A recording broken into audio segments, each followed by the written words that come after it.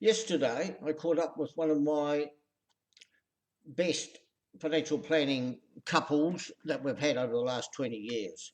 We've known them for, as I said, 20 years, and went up there to review their portfolio because we're moving on and dotting the T's, crossing the I's so that they're all sorted.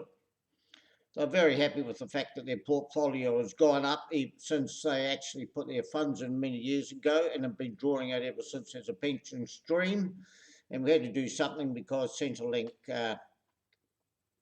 wants to reduce their pension because their assets have gone up so much.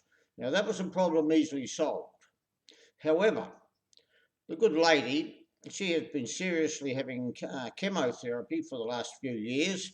And in fact, since I've known her, she's never been that crash hot. It's a bit of a struggle to walk up my drive. So over those 20 years, and arguably for the next few or many, she's going to spend a lot of money on the health system.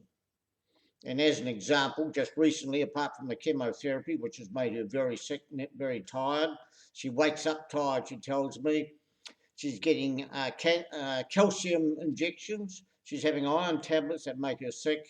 Doesn't want to eat. And basically, if not careful, looking like the sparrows that you can end up being later on. And her husband, he's going to have to do some skin cancers.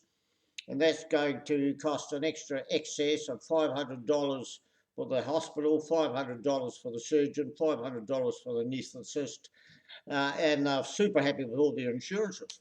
But the pain, the emotional pain, the physical pain, the stress of just not being well is expensive. How many thousands have they actually spent and will spend?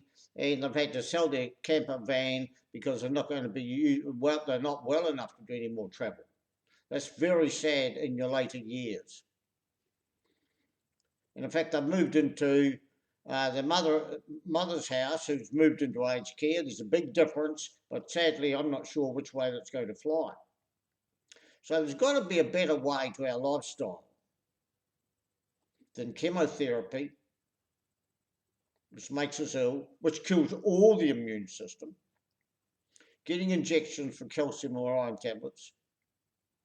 And what I've been doing for the last 23 years, thanks to my tennis partner introducing me, is enjoying what 256 Olympians enjoy and won more than 100 medals at the recent Olympics, is these things.